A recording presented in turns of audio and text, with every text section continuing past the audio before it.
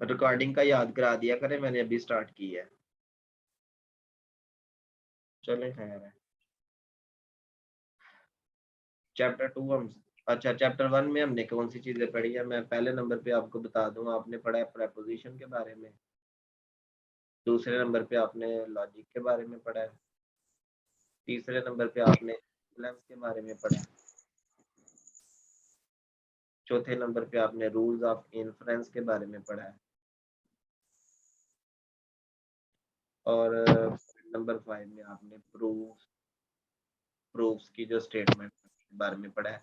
और एक चीज आपने और इसमें पढ़ी थी, फॉर ऑल पढ़ा था, और देयर एग्जिस्ट के बारे में पढ़ा था। ठीक है, ये चीजें आपने सीखी हैं चैप्टर नंबर 1 में। चैप्टर नंबर 2 में आ जाता है, सर इनमें से सबसे ज्यादा एमसीक्यूज किस में पूछा जाता है? इक्विवेलेंस में से पूछे जाते हैं। ये कंट्रा पॉजिटिव और कन्वर्स इनवर्स कंट्रा पॉजिटिव में से भी पूछा जा सकता है। ऐसा भी होता है कि नहीं भी पूछा जाता, लेकिन पूछा भी जा सकता है, लेकिन हमें अपने तौर पे जो आउटलाइन है ना उसको तैयार करना चाहिए। ठीक है सर। ठीक है, वैसे भी नॉलेज जितना हो उतना कम होता है। जी।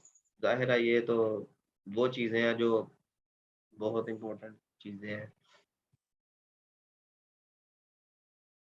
अच्छा जी, सेट हमारे पास आ जाता है। सेट सेट की डेफिनेशन आपको पता है, मेंबरशिप का पता है। कोई भी एलिमेंट जो बिलोंग करता है, बिलोंग टू है, ये मेंबरशिप है उसकी।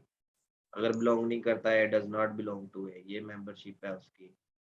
उसके बाद वावल अल्फाबेट जो है वो AEIOU, ठीक है ना, ये सेट हमने लिख दिया उसका। उसके बाद odd positive integer less than 10 को हम इस तरह से लिख सकते हैं। ठीक है, इसके बाद इसको सेट बिल्डर फॉर्म में भी आप लिख सकते हैं। जैसे ये देखें, x belong to z plus such that x is odd and x is less than 10। कहने का ये मकसद है कि x पॉजिटिव इंटीजर होना चाहिए, ऑड होना चाहिए और 10 से छोटा होना चाहिए। इस कंडीशन को फॉलो करके आपने सेम यही सेट जो यहाँ पे लिखा हुआ है ना, ये वाला, वो आपने दोबारा से लिख दी है सेट बिल्डर नोटेशन में। इसी तरह पॉजिटिव रेशनल नंबर्स की नोटेशन है, ये नेचुरल नंबर्स हैं, ये इंटीजर्स हैं। कुछ ऑथर्स जीरो इंक्लूड करते हैं, कुछ नहीं करते, तो अपनी अपनी मर्जी होती है। जो ऑथर्स जीरो इंक्लूड कर देते हैं वो फिर पॉजिटिव इंटीजर्स में जीरो इंक्लूड नहीं करते, वो 1 से शुरू करते हैं। ठीक है, इन दोनों में फर्क वाज़ेह है हमारे पास। उसके बाद ये रैशनल नंबर है, रियल नंबर्स है, ये पॉजिटिव रियल नंबर्स है, और ये कॉम्प्लेक्स नंबर्स है। अच्छा, कई बुक्स में मैंने ये नोटेशन देखी है कि जब आप ऊपर प्लस यूज करते हैं ना तो फिर जीरो शामिल नहीं होता, लेकिन अगर आप आर के साथ नीचे प्लस यूज करेंगे ना तो इसका मतलब वो होगा कि आर प्लस, ठीक है, यूनियन जीरो, मतलब कि नॉन नेगेटिव रियल नंबर्स। नीचे प्लस लिखने का मतलब है कि ये नॉन नेगेटिव रियल नंबर्स है, और ये ऊपर वाली साइड में प्लस लिखने का मतलब है कि जीरो शामिल नहीं है, जीरो से बड़े जितने भी पॉजिटिव रियल नंबर है वो आ जाएंगे इसमें। उसके बाद इंटरवल लिखने का तरीका ये है, दोनों साइड से क्लोज है तो दोनों साइड से ए और बी शामिल होंगे। यहाँ से बी ओपन है तो बी शामिल नहीं होगा, लेस आ जाएगा सिर्फ। ठीक है, यहाँ से ए शामिल नहीं है तो यहाँ पे लेस आ जाएगा, यहाँ पे इक्वल आ जाएगा, और यहाँ पे ए और बी दोनों इंक्लूड नहीं है तो इक्वल नहीं आएगा, जस्ट लेस वाली नोटेशन आ जाएगी। ठीक है, ये जो क्लोज्ड है ये हाफ ओपन है, हाफ क्लोज्ड भी है, सेमी ओपन सेमी क्लोज्ड भी कह सकते हैं। ठीक है ना, तो ये फुल ओपन इंटरवल है। उसके बाद सभी सर यार डोमेन और रेंज के बारे में बताना है। बताना है बताता हूँ, अभी आगे आएगा ना। आप इजी हो जाए, आप जो पूछेंगे ना आपको इंशाल्लाह सब बताएंगे। ठीक है, इसमें नहीं भी होगा फिर भी बताऊंगा। एम्प्टी सेट जो है जिसमें कोई एलिमेंट नहीं होता वो एम्प्टी सेट होता है। जिसमें एक एलिमेंट होता है वो सिंगलटन सेट होता है। याद रहे कि ये एम्प्टी सेट है, जब इसको इसमें लिख दिया जाता है तो ये फिर जो बाहर वाला सेट है वो एम्प्टी सिंगलेटन नहीं सेट बन रहता, जाता वो सिंगलटन हो जाता है। बहुत से लोग, यहाँ तक कि मैंने एमफिल पढ़े हुए लोग भी देखे हैं जो इसको एम्प्टी सेट बोल रहे होते हैं, सर ये एम्प्टी सेट हम क्यों कहते हैं? क्योंकि इसमें कोई कोई एलिमेंट नहीं ना होता, खाली होता है भाई ये। सर सर सेट की डेफिनेशन तो यही है ना कि collection of well defined distinct object है। हाँ जी, तो तो क्योंकि यानी क्योंकि कि फिर इसमें हम कोई सेट क्यों कहते हैं? कोई ऑब्जेक्ट ही नहीं है ना, तो ये भी तो वेल डिफाइंड ही है ना, क्योंकि इसमें ऑब्जेक्ट ही नहीं है। जब इसमें ऑब्जेक्ट्स आना शुरू हो जाएंगे तो फिर ये भरना शुरू हो जाएगा, अभी खाली है। देखो ना, खाली सेट की क्या क्वालिटी है, आप इसको बहुत से तरीकों से डिफाइन कर सकते हैं। जैसे देखें, ये एम्प्टी सेट है, ये इसकी पहली नोटेशन है। दूसरी नोटेशन देखो, एक इंटरवल है, जहां से शुरू हो रहा है वहां पे खत्म हो रहा है, लेकिन ओपन इंटरवल है, ये भी एम्प्टी सेट है। ठीक है, तीसरी नोटेशन क्या है, एक्स, ठीक है ना, ए इक्वल है एक्स के, such that x is not equal to x. चलो अब आप ये बताओ कि ए में जो एलिमेंट है वो उसी के इक्वल नहीं है, ऐसा तो कभी हो ही नहीं सकता, मतलब कि ए खाली है। जी तो ये सेट, एम्प्टी सेट को डिफाइन करने के मैंने आपको 3 तरीके बताए हैं अभी। ये रियल एनालिसिस में मैंने देखा था, ये भी रियल एनालिसिस में देखा था, ये तो वैसे ही एम्प्टी है ना। जैसे देखो ना, आपके पास एक बैग है, आप उसमें बुक्स रखते हैं, ठीक है, बुक्स निकाल देंगे, वो बैग तो रहेगा कि बैग खत्म हो जाएगा? नहीं, बैग तो सर रहेगा। तो जब बुक्स नहीं होगी तो वो एम्प्टी बैग होगा, ऐसे ही है ना। जी सर। हाँ, तो ये आप सेटिस्फाई कर सकते हैं अगले बंदे को, अगला बंदा कहे ना कि यही क्वेश्चन मुझसे पता नहीं कितने लोगों ने पूछा हुआ कि सेट तो होता है वेल डिफाइंड, फिर आप इसको सेट क्यों कहते हैं? क्योंकि ये इसकी अपनी एक डेफिनेशन है एम्प्टी सेट। अगर इसकी इतनी अहमियत ना होती तो इसको अलहदा से क्यों डिफाइन किया जाता? जी देखो ना, there is a special set. सबसे पहले आपने ये कहना है कि एक ऐसा स्पेशल सेट है जिसमें कोई एलिमेंट नहीं होते, उसको हम एम्प्टी सेट कहते हैं, उसको नल सेट भी कहते हैं, उसको वॉइड सेट भी कहते हैं, वॉइड। चलो आगे चलते हैं, सिंगलटन पता चल गया। तो अच्छा, वेन डायग्राम जो है ना, वेन, जोहन वेन की जो हिस्ट्री है वो आपने याद रखनी है। सबसेट का पता है आपको, इसमें हम टाइम वेस्ट नहीं करते हैं। उसके बाद आपको देखें, एम्प्टी सेट हर सेट का सबसेट होता है, हर जी सेट सर। अपना भी सबसेट होता है। ये दो बातें हैं, किसी जी भी सेट के लिए ये दोनों बातें हमेशा ट्रू होती हैं। देखें, आपको मैं एक और बात बता दूं, एम्प्टी सेट को डिफाइन करने के ना इनफाइनाइट तरीके हैं। जैसे मैं आपको एक बात कह दूं कि find find solution set, find solution set in Z plus. आपने जी प्लस में सॉल्यूशन सेट फाइंड करना है, आपने इसको सॉल्व करना है जी, X 2 - x is equal to, या एक सेकेंड, इसको कर लेते हैं 2 + x इज इक्वल -10। चलो ये कर लेते हैं। अब आप देखें, आपको आंसर किस में चाहिए, पॉजिटिव इंटीजर में सर। इसको सॉल्व करें, x इक्वल टू -10 - 2 क्या आ गया, -12। इसका मतलब है कि सॉल्यूशन सेट तो आ गया खाली सेट, जी सर। क्योंकि आंसर तो नेगेटिव इंटीजर आ गया, हमें पॉजिटिव इंटीजर में आंसर चाहिए था। तो पॉजिटिव इंटीजर में आंसर एग्जिस्ट ही नहीं करता ना, इसलिए खाली सेट है। अगर मैं इसकी कंडीशन को एक्सटेंड कर दूं, जी प्लस की जगह सिर्फ जी लिख दूं, अब आप कह सकते हैं कि ये इसका आंसर -12 है। सही है, सिंगलटन आ जाएगा, ठीक है। अच्छा जी, तो next size of a set जिसमें कार्डिनैलिटी होती है, ठीक है। कार्डिनैलिटी के बारे में भी आपको पता है कि number of elements in a set. जैसे आप ये बताएं कि 10 से छोटे पॉजिटिव इंटीजर कितने होंगे? 1 3 5 7 9 काउंट करें, 5 हो गए, 5, ठीक है। इंग्लिश अल्फाबेट्स कितने हैं? 26, तो ये 26। कार्डिनैलिटी आ गई, ठीक है। एम्प्टी सेट में कोई एलिमेंट नहीं होता तो इसकी जी कार्डिनैलिटी 0 है, ठीक है। तो इनफाइनाइट सेट कौन सा सेट होता है जिसमें कोई एलिमेंट नहीं होता, सॉरी, जिसमें जो फाइनाइट नहीं होता, ठीक है। तो ये है पॉजिटिव इंटीजर्स की कार्डिनैलिटी कितनी है? लिखे जरा जी प्लस 1 होगा, 2 होगा, 3 होगा, ये चलता जाएगा, ये तो इनफाइनाइट है। इनफाइनाइट है सर। हाँ, तो ये इनफाइनाइट लिखा हुआ है यहाँ पे। उसके बाद हमारे पास आ जाता है जी पावर सेट। तो किसी भी सेट का जो पावर सेट होता है उसमें उसके तमाम सबसेट्स होते हैं। जैसे 0 1 2 का पावर सेट क्या होगा? पहले एम्प्टी सेट आएगा, फिर 0 आएगा, फिर 1 आएगा, फिर 2, फिर 0 1 0 2, फिर 1 2, फिर 0 1 2। तो सारी पॉसिबिलिटीज आपने उसमें लिख देनी है, ठीक है। तो पावर सेट बन जाएगा। पावर सेट में कितने एलिमेंट्स होंगे? जैसे आपने रोज काउंट की थी ना, 2 की आंसर।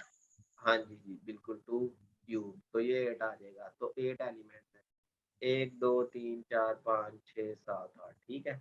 ये सारी ये बच्चों सर वाली चीजें प्रॉपर और हैं। इम्प्रॉपर के बारे में बता दें। जी जी, किसके बारे में? प्रॉपर और इम्प्रॉपर। प्रॉपर और इम्प्रॉपर का यहाँ पे जिक्र किया वैसे। नहीं सर, वो सबसेट है ना, सबसेट के साथ उसकी टाइप्स आती हैं। हाँ बिल्कुल बिल्कुल ऐसे ही है। ये देखो ये लिखा हुआ है। सर ये जॉन डायग्राम से क्या सवाल पूछा जाएगा? उसकी हिस्ट्री के बारे में पूछा जाएगा क्योंकि पेपर में वो डायग्राम तो बनाते नहीं है। जी अच्छा, प्रॉपर प्रॉपर सबसेट का पता है क्या मतलब होता है? प्रॉपर सबसेट का मतलब होता है कि एक सेट जो है ना वो सबसेट दूसरे सेट में पूरी निकाल। तरह पाया जाए। जैसे ये है, मतलब कि आपस में ये इक्वल ना हो, इक्वल होने की पॉसिबिलिटी 100% खत्म हो जाए। जैसे ये सेट जी बी है ना और ये सेट ए, हमें क्लियरली नजर आ रहा है कि बी ए का सबसेट है और बी ए के इक्वल नहीं है, तो B is proper subset of A. लेकिन जी कभी कभी ऐसा होता है कि हमें नजर नहीं आता, मतलब जब हम थ्योरेटिकली चीजों को स्टडी कर रहे होते हैं ना, तो जब हम कहते हैं कि एक एलिमेंट है ना वो ए में बिलोंग करता है, तो जी वही एलिमेंट कुछ स्टेप्स अप्लाई करने के बाद बी में चला जाता है। आपने अक्सर टोपोलॉजी में और थ्योरेटिकल बुक्स में देखा होगा कि जब एक एलिमेंट एक सेट में बिलोंग करता है, हम कुछ डेफिनेशन यूज करते हैं अकॉर्डिंग टू थ्योरम स्टेटमेंट, तो वो सेट दूसरे सेट में चला जाता है। तो हम कहते हैं कि पहला सेट जो है ना वो सबसेट बन गया है दूसरे सेट का। तो यहाँ पे अभी एक ऐसी पॉसिबिलिटी है कि शायद ये दोनों इक्वल आ जाए। तो इस स्टेज पे ये जो सेट ए है ना वो बी का इम्प्रॉपर सबसेट होगा। बात समझ आ रही है? जी जी लेकिन जी समझ आ गया। लेकिन लेकिन अगर कहीं जाके आप ये प्रूव कर दें कि ए इक्वल नहीं है बी के, तो वो लेकिन ए प्रॉपर बी बन का जाएगा। सबसेट है, तो फिर हम कहेंगे कि ये बिल्कुल प्रॉपर सबसेट होगा। बस ये फर्क है, बाकी और कोई फर्क नहीं है। और ना ये चीज क्वेश्चन पेपर में क्वेश्चन आता है, अगर पूछा जाए तो इंटरव्यू में ये चीज पूछी जाती है, वहां पे आपको ये चीजें जो है ना ये बयान करनी होती है कि इम्प्रॉपर में पॉसिबिलिटी होती है कि वो इक्वल भी आ सकते हैं, लेकिन प्रॉपर में कोई पॉसिबिलिटी नहीं होती, ठीक है, कि वो इक्वल आए। सही हो गया? ठीक है सर।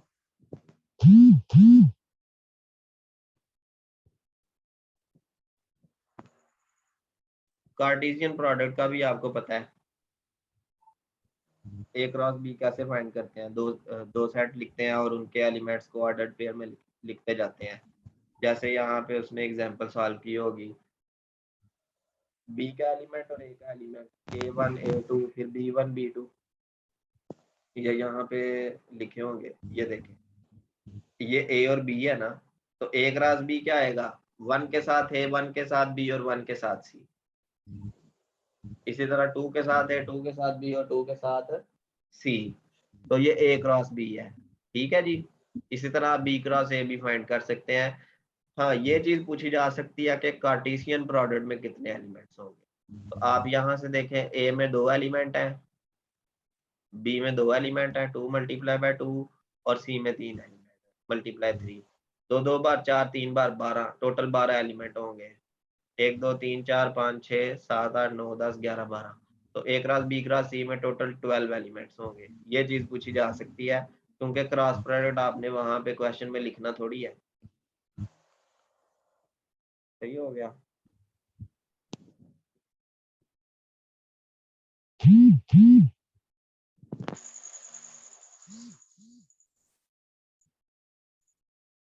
अच्छा, नेक्स्ट हम चलते हैं। सेट ऑपरेशंस जो है यूनियन का आपको पता है, जो आप कह रहे थे ना, आर और यूनियन का जो रिलेशन है वो ये यहाँ पे आपको नजर आएगा कि आपको मैं यूनियन फाइंड करके दिखाता हूँ, लेकिन यूजिंग दिस डेफिनेशन। ठीक है, ये मैं आपको यहाँ A union B is equal to X such that x belong to A और एक्स बिलोंग टू बी। अच्छा, अब देखें, उसने ए यूनियन बी की ये जो डेफिनेशन लिखी है, आप लोग यूनियन तो फाइंड करते हैं, आप कहते हैं यूनियन में सारे एलिमेंट आ जाते हैं, लेकिन अगर इस डेफिनेशन के मुताबिक अगर यूनियन फाइंड करना पड़ जाए तो कैसे करेंगे। जैसे ए में 1 2 और बी में जो है ना वो ए बी है। अब आपको मैं कहता हूँ कि आप ए यूनियन बी फाइंड करें। अब ए यूनियन बी का मतलब है, आर का क्या मतलब है पहले ये बताएं। आर का मतलब है कि कोई भी ट्रू तो ट्रू, तो कोई भी ट्रू तो ट्रू, इसका मतलब है कि 1 बिलोंग टू ए, 1 बिलोंग करता है ना ए को, जी सर। 1 बी को बिलोंग नहीं करता, क्योंकि आपने सेम एलिमेंट को चेक करना है। मतलब 1 जी बिलोंग टू ए और 1 बिलोंग टू बी। आर का क्या मतलब है, कोई भी ट्रू तो ट्रू, तो ये हाँ पहली जी बार ट्रू है ना, तो वो ये 1 इधर आ जाएगा। अब आप 2 चेक करें, इस 2 को इस कंडीशन में, मतलब 2 बिलोंग टू ए और 2 बिलोंग टू बी, पहली बार ट्रू है कि दूसरी, पहली बार सर। मतलब कोई भी ट्रू हो तो ट्रू होता है ना, तो 2 भी यहाँ पे आ जाएगा। अब आप ए चेक करें, ए बिलोंग टू ए और ए बिलोंग टू बी, कौन सी ट्रू है, तो यहाँ पे दूसरी बार ट्रू है ना। लेकिन आर का मतलब है कि कोई भी ट्रू हो तो ट्रू, तो ए भी आ गया। इस तरह बी चेक करेंगे, बी भी आ जाएगा। तो इस डेफिनेशन को यूज करते हुए आपने यूनियन फाइंड किया। और अगर आप डायरेक्ट अपने तरीके से भी करें, आप जो कहते हैं कि सारे ही आ जाते हैं, तो वो सारे हमने यहाँ पे लिख दिए हैं, ए और बी के एलिमेंट्स। इसी तरह इंटरसेक्शन की अगर बात करें ना, ए इंटरसेक्शन बी, तो ए इंटरसेक्शन बी का जो फार्मूला है ना, x such that x belong to A and x belong to B, x का दोनों में बिलोंग करना लाजमी है। ठीक है, तो अब मैं ए और बी थोड़े से चेंज करता हूँ। ए को मैं लिख लेता हूँ 1 2 3, 1 2 3, और बी लिख लेते हैं जी 2 3 और 4। अब आप ए इंटरसेक्शन बी फाइंड करें यूजिंग दिस डेफिनेशन। अब ए इंटरसेक्शन बी का मतलब है कि आपने सबसे पहले 1 को चेक करना है, तो मैं कहता हूँ 1 belong to A and 1 belong to B. तो पहली बात तो ट्रू है, लेकिन दूसरी फॉल्स है। लेकिन एंड का ये मतलब है कि दोनों ट्रू होनी चाहिए, तो 1 इंटरसेक्शन में आएगा या नहीं आएगा। आएगा सर। नहीं, इंटरसेक्शन में तो तब आए ना जब दोनों बातें ट्रू हो। ठीक ठीक। एंड का क्या मतलब है कि एंड से पहले और एंड से बाद में दोनों का ट्रू होना लाजमी है। मैंने कहा है कि ठीक 1 बिलोंग टू ए ये ट्रू है, लेकिन 1 बिलोंग टू बी ये फॉल्स है। तो दोनों का ट्रू होना लाजमी था, इसलिए 1 नहीं आएगा। अब 2 चेक करते हैं, 2 belong to A and 2 belong to B. अब बताएं ए और बी को देख के, ठीक है 2 सर, यहाँ दोनों पे भी ट्रू। है और यहाँ पे भी है और दरमियान में एंड है, तो 2 आ जाएगा। इसी तरह 3 दोनों में है, आ जाएगा। 4 दोनों में नहीं है तो नहीं आएगा। तो इंटरसेक्शन को आपने एंड के साथ रिलेट कर लिया, जो आप मुझसे पूछ रहे थे ना पहले, जी सर। वो ये बात थी। ठीक हो गया? समझ आ गई है बात के नहीं? जी सर। सही हो गया। यूनियन इंटरसेक्शन, ये इंटरसेक्शन की डेफिनेशन है ना। इसी तरीके से बिल्कुल ऐसे ही आप लॉजिक यूज करके ना, तो आप लिख सकते हैं डिसजॉइंट सेट क्या होते हैं। जब 2 सेट का इंटरसेक्शन एम्प्टी आ जाए तो दोनों सेट डिसजॉइंट कहलाते हैं। ठीक है, इसको क्या कहते हैं? Principle of inclusion exclusion. ये जो फार्मूला है ना, इस फार्मूले का नाम है principle of inclusion exclusion. Sir इससे नेक्स्ट एमसीक्यू देखिए पूछा, जी। इस फार्मूले के मुताबिक एमसीक्यू कोई बना दें। बिल्कुल बन जाता है। ए यूनियन बी में कितने एलिमेंट्स हैं? जितने ए में एलिमेंट्स हैं उसको ऐड करें बी के एलिमेंट्स में और इंटरसेक्शन वाले एलिमेंट माइनस कर दें, तो यूनियन के सर ये एलिमेंट्स आ जाए। पेपर में। यही बात।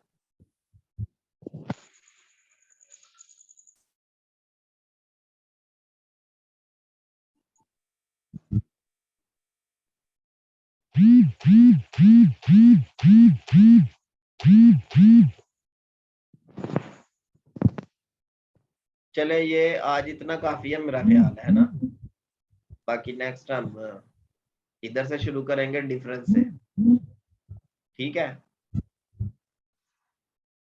जो जो चीजें आपको बताई है ना, ये आपने तैयार करके ना एक असाइनमेंट बना के ग्रुप में सेंड करनी है, या मुझे पर्सनल सेंड कर सकते हैं। सारा ये जो सिलेबस है ना, इसके इम्पोर्टेंट पॉइंट्स लिख के और कुछ क्वेश्चंस को ट्राई करना है, हर टॉपिक के क्वेश्चंस को और पॉसिबिलिटीज को लिखना है। ठीक है, अच्छे तरीके से। ठीक है सर। ये आपने मुझे कल तक सेंड करना है। ठीक हो गया? क्योंकि मुझे आउटपुट मिलेगी तो फिर मुझे मजा आएगा ना आपको पढ़ाने का, जब आप लोग काम करेंगे।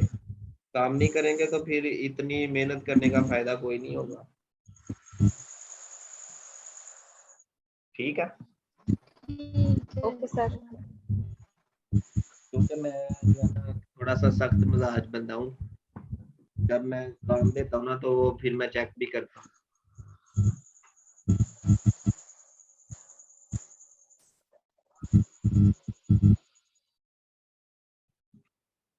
चलो सही है फिर। जो आपके क्वेश्चंस होंगे ना, आप ग्रुप में किसी भी टाइम पूछ सकते हैं, मैं जब फ्री हो जाऊंगा मैं आपको आंसर दे।